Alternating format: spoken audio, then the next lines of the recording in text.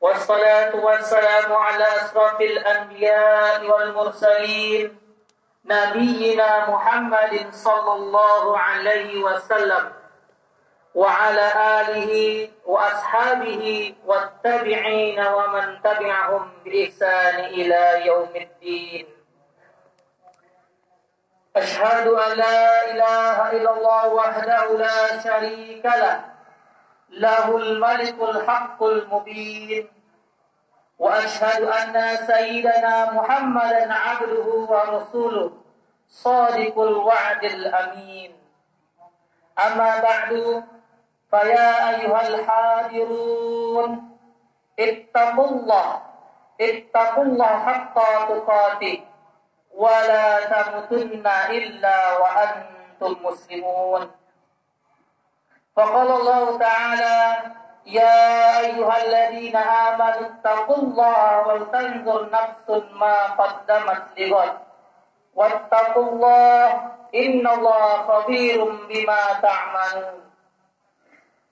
إن الله خبير بما تعملون ولا تكونوا كالذين نسوا الله فانسهم أنفسهم أولئك هم الفاسقون. Ma'asyiral muslimin jemaah Jumat rahimakumullah. Menjadi sebuah kewajiban bagi kita sebagai hamba Allah untuk senantiasa mengungkapkan rasa syukur kita biqauli alhamdulillahirabbil alamin. Segala puji hanya milik Allah atas anugerah berbagai kenikmatan yang tak bisa kita hitung satu persatu ini. Nikmat yang telah kita nikmati dalam kehidupan selama ini harus menjadikan kita pribadi yang pandai bersyukur dan pandai berterima kasih. Dengan sikap ini, insya Allah nikmat ini akan terus bisa kita nikmati, dan lebih dari itu akan senantiasa ditambah oleh Allah Subhanahu wa Ta'ala. Sebagaimana firman-Nya, la in syakartum la azidannakum wa la in kafartum inna adzabi lasyadid. Sebelum mengawali pemaparan materi khutbah ini, khatib mengajak kepada seluruh jamaah Jumat untuk senantiasa meningkatkan, menguatkan dan melaksanakan ketakwaan kepada Allah Subhanahu wa Ta'ala dalam setiap detik kehidupan ini. Adapun tolak ukur, apakah kita termasuk orang yang bertakwa atau tidak, adalah kemampuan kita untuk menjalankan segala perintah Allah dan menjauhi segala larangannya. Ketakwaan ini bukan hanya ada di lisan saja, namun terukur dari kesesuaian mulut dan perbuatan. Bisa saja kita tahu sesuatu itu dilarang oleh Allah. Bisa saja kita fasih mengatakan hal itu tidak sesuai dengan ajaran agama. Namun, jika ternyata lain di mulut, lain di hati, dan lain di kenyataan, maka ketakwaan kita patut diragukan. Ma'asyiral muslimin jamaah Jumat rahimakumullah. Alhamdulillah, saat ini kita berada dalam fase peralihan masa tahun Hijriah. Bulan Zulhijjah sebagai bulan terakhir berganti dengan Muharram sebagai awal bulan tahun Hijriah 1445 Hijriah. Pergantian tahun ini tidak boleh dimaknai sebagai pergantian waktu seperti biasanya. Momentum ini memiliki makna dan hikmah mendalam yang jika dimaksimalkan akan menumbuhkan kesuksesan dan keberkahan dalam hidup. Bergantinya tahun ini harus dijadikan sebagai waktu untuk melakukan muhasabah, evaluasi, introspeksi terhadap perjalanan hidup selama ini agar ke depan lebih baik lagi.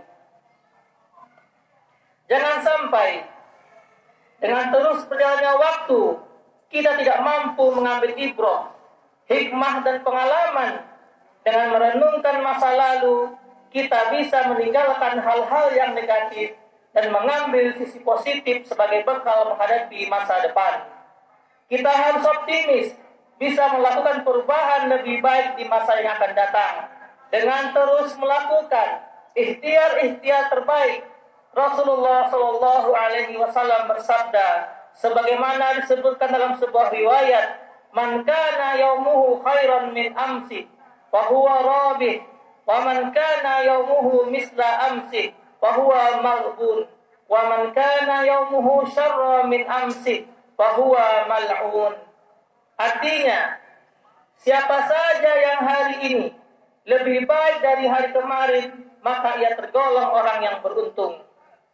Siapa saja yang hari ini sama dengan hari kemarin, maka ia tergolong orang yang merugi. Siapa saja yang hari ini lebih buruk dari hari kemarin, maka ia orang yang dilaknat atau celaka. Hadis riwayat Al-Hakim. Allah juga mengungkapkan dalam Al-Quran surah Al-Hasyr ayat ke-18, "Ya ayyuhalladzina amanu taqullaha wa tanzur nafsum ma qaddamat lighad wattaqullaha innallaha khabirum bima ta'malun."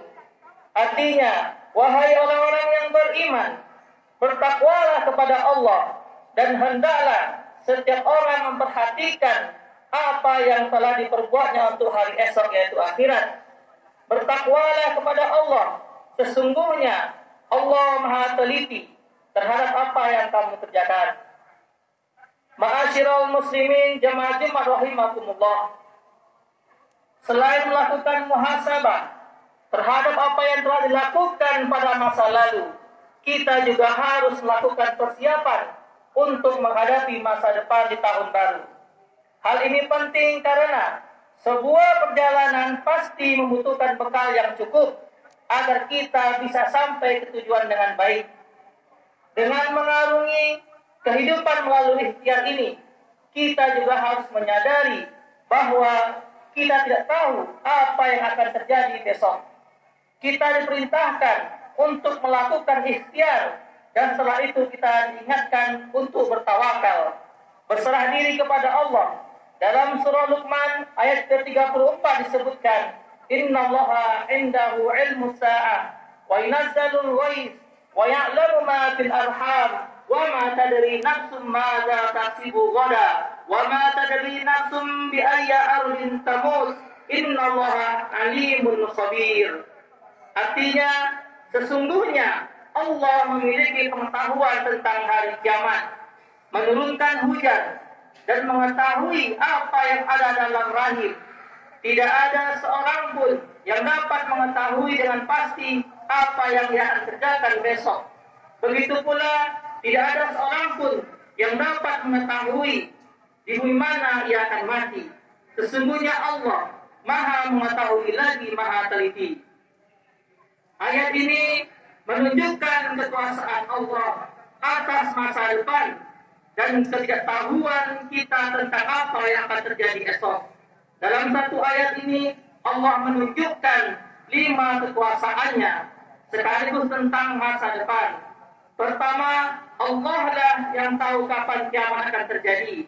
Tidak ada satu pun manusia yang tahu kapan kiamat akan datang. Kedua, Allah lah yang mengetahui kapan hujan akan turun untuk menghidupkan bumi dan memberi rezeki kepada manusia untuk bekal kehidupan di dunia. Ketiga, Allah lah yang tahu apa yang ada dalam kandungan seorang ibu. Walaupun saat ini sudah ditemukan alat-alat yang canggih untuk melihat kondisi bayi dalam rahim, seperti USG dan sebagainya, namun pada hakikatnya masih dalam fase prediksi. Keempat, Allah yang tahu nasib kita di masa yang akan datang. Kita hanya berusaha dengan cara yang terbaik, namun Allah lah yang akan menentukan hasilnya. Kelima, Allah lah yang tahu kapan seorang akan mati. Tidak ada manusia yang bisa merencanakan umurnya, meninggal dunia di mana dan bagaimana tempat kuburnya. Namun kematian merupakan keniscayaan yang akan dihadapi oleh makhluk yang bernyawa. Walikulli ummatin ajal, fa idza jaa ajaluhum wa la yastakhiruna sa'atan wa la yastaqdimun. Artinya, setiap umat mempunyai ajal atau batas waktu. Jika ajalnya tiba, mereka tidak dapat meminta penundaan sesaat pun dan tidak dapat pula meminta percepatan. Quran Surah Al-A'raf ayat ke-34. Ma'asyiral muslimin, jemaah Jumat rahimakumullah. Untuk mengakhiri khutbah Jumat Muhasabah ini, marilah kita merenungi pesan Rasulullah Shallallahu Alaihi Wasallam dalam sebuah hadis yang diriwayatkan Imam Hakim. I'tamin khamsa qabla khams, sababaka qabla hiramik, wa sihataka qabla saqamik, wa ghinaaka qabla faqrik, wa faragaka qabla surlik, wa hayataka qabla mautik. Artinya, gunakan 5 perkara sebelum datang 5 perkara. Masa mudamu sebelum masa tuamu, sehatmu sebelum sakitmu, kekayaanmu sebelum miskinmu, waktu luangmu sebelum kesibukanmu, dan kehidupanmu sebelum kematianmu. Barakallahu li wa lakum fil Qur'anil azim, wa nafa'ani wa iyyakum bima fihi minal ayati wa dzikril hakim, wa taqabbalallahu minni wa minkum tilawatahu innahu huwas samiul alim. Aqulu qawli hadza wa astaghfirullahal azim wa lakum wa lisairil muslimina wal muslimat wastaghfirullahu innahu huwal ghafurur rahim.